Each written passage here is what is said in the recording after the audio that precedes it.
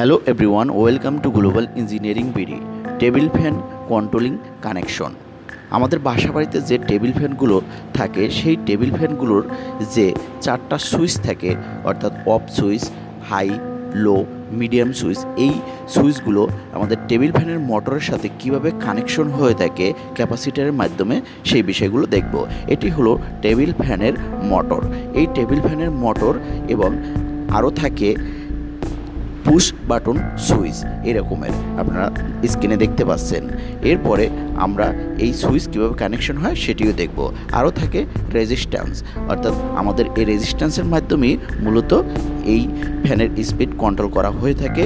আরও থাকে ক্যাপাসিটার, আর পাওয়ার লাইন দেওয়ার জন্য 3 পিন প্লাগ থাকে।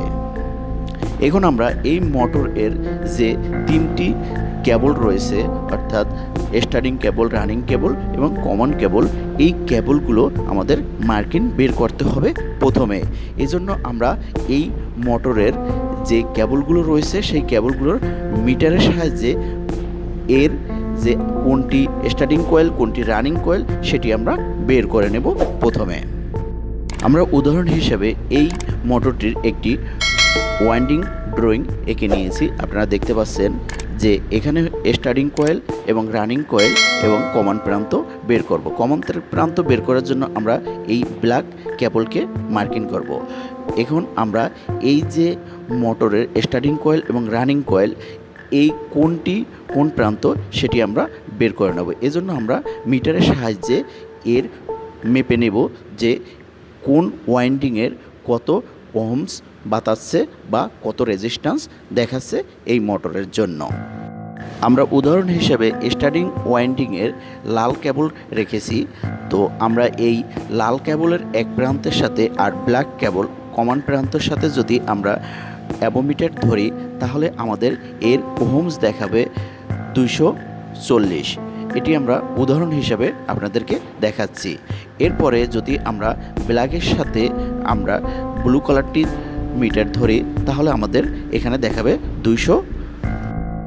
এটি হলো আমাদের স্টার্টিং কয়েল। যে কয়েলের রেজিস্ট্যান্স কম সেটি থাকবে আমাদের স্টার্টিং কয়েল। আর যদি আমরা এই রেড এবং ব্লু কেবলের সাথে মিটারের দুই প্রান্ত ধরি, তাহলে আমরা 450 ওহমস পাবো। এটি মূলত আমাদের দুইটি ওয়াইন্ডিং এর রেজিস্ট্যান্স, অর্থাৎ স্টার্টিং এবং রানিং, এই দুটি ওয়াইন্ডিংয়ের রেজিস্ট্যান্স যদি আমরা বের করতে চাই তাহলে আমরা বের করতে পারবো। সেখানে দেখাচ্ছে 450 ওহমস। এই দুই ওয়াইন্ডিংয়ের মাঝখানে যে কেবলটি রয়েছে, অর্থাৎ ব্ল্যাক কেবলটি, সেটি আমাদের কমন প্রান্ত। তাহলে আমরা এই মোটরটির স্টার্টিং কয়েল এবং রানিং কয়েল এর কেবল মার্কিং পেয়ে গেলাম। এখন আমরা এই মোটরটির সাথে ক্যাপাসিটার কানেকশন করব এবং সুইচ কানেকশন করব এবং রেজিস্ট্যান্স কানেকশন করব। প্রথমে আমাদের মোটরের যে কমন প্রান্তটি পেয়েছিলাম সেই কমন প্রান্তটি কানেকশন করে দেব নিউট্রালের সাথে, ফ্ল্যাগের সাথে। নিউট্রালের থেকে আমরা এই কমন প্রান্ত কানেকশন করে দিলাম। এরপরে আমরা এর যে বাকি দুটি কেবল রয়েছে, অর্থাৎ মোটরের যে দুটি কেবল রয়েছে সেই কেবল দুটি আমরা কানেকশন করব ক্যাপাসিটারের সাথে এবং রেজিস্ট্যান্সের সাথে। প্রথমে আমরা এর কমন প্রান্তটি কানেকশন করে নিলাম। এখন আমরা স্টার্টিং কয়েল এবং রানিং কয়েল কানেকশন করব। এটি হলো আমাদের স্টার্টিং কয়েল আর এটি হলো আমাদের রানিং কয়েল। তো running coil starting coil connection হয়ে গেছে। এরপরে আমাদের রয়েছে যে মেইন লাইন, অর্থাৎ পাওয়ার কানেকশন করব আমরা প্রথমে সুইচ থেকে আমাদের মূলত ফেজটি ঘুরে আসবে। এজন্য আমরা প্রথমে সুইচের অফ পুশ বাটনের সাথে আমরা কানেকশন করে দিলাম। এরপরে আমাদের যে হাই, লো এবং মিডিয়াম রয়েছে সেই বাটনগুলোর সাথে আমরা রেজিস্ট্যান্সের কানেকশন করব। আপনাদেরকে প্রথমেই আমি রেজিস্ট্যান্সটি পরিচয় করিয়ে দিয়েছিলাম। তো আমরা এখন হাই, লো, মিডিয়াম এই 3টি কানেক্টরের সাথে আমাদের এই রেজিস্ট্যান্সের 3টি কানেক্টরের সাথে কানেকশন করে দেব। এখানে প্রথম যে সুইচটি রয়েছে সেটি হলো আমাদের লো সুইচ।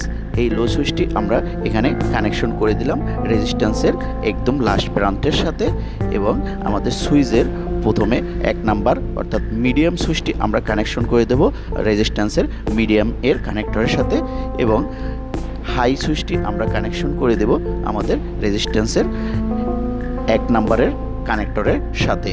এরপরে আমাদের যে এই সুইচ থেকে ক্যাপাসিটারে কানেকশন যাবে, অর্থাৎ রানিং এবং স্টার্টিং ক্যাপাসিটারে মোটরের পাওয়ার কানেকশন করতে হবে, সেখানে আমরা এই সুইচটি কানেকশন করে দেব, অর্থাৎ রানিংয়ের সাথে। আপনারা দেখতে পাচ্ছেন রানিংয়ের সাথে আমাদের এই হাই সুইচের এক প্রান্ত এবং রেজিস্ট্যান্সের হাই এর এক প্রান্ত কানেকশন করে দিলাম। আমাদের কানেকশন কিন্তু হয়ে গেছে। এভাবে মূলত টেবিল ফ্যানের কানেকশন করা হয়ে থাকে। টেবিল ফ্যানে অনেক সময় এই রেজিস্ট্যান্সের জায়গায় সার্কিট ব্যবহার করা হয়ে থাকে বা এখানে রেগুলেটর ব্যবহার করা হয়ে থাকে, হাই লো মিডিয়াম। এই ধরনের ফ্যানগুলো এরকমের কানেকশন হয়ে থাকে। আপনারা দেখতে পাচ্ছেন এই রেজিস্ট্যান্স মূলত একটি বাধা হিসেবে কাজ করে। যখন আমাদের 3 নাম্বার সুইচ থেকে, অর্থাৎ লো সুইচ থেকে সুইচিং হয়ে আসবে, তখন আমাদের রেজিস্ট্যান্স বাধা হয়ে এই মোটর চলবে আস্তে আস্তে স্পিডে। এরপর মিডিয়ামে হালকা বাধা পাবে এই রানিং কয়েলের। তারপরে আমাদের হাই সুইচ একটি সরাসরি আমাদের এই মোটরের রানিং কয়েলে চলে আসবে। এবার তারপরে আমাদের মোটরটি হাই স্পিডে চলবে। এভাবে মূলত টেবিল ফ্যানের কানেকশন হয়ে থাকে। তো আজকের ভিডিওটি যদি ভালো লাগে তাহলে অবশ্যই লাইক করবেন এবং শেয়ার করে বন্ধুদের মাঝে ছড়িয়ে দিতে একদম ভুলবেন না। আর যদি আপনি আমাদের চ্যানেল নতুন দর্শক হয়ে থাকেন তাহলে নিচ থেকে চ্যানেলটি সাবস্ক্রাইব করে নোটিফিকেশন অন করে রাখবেন। খোদা হাফেজ।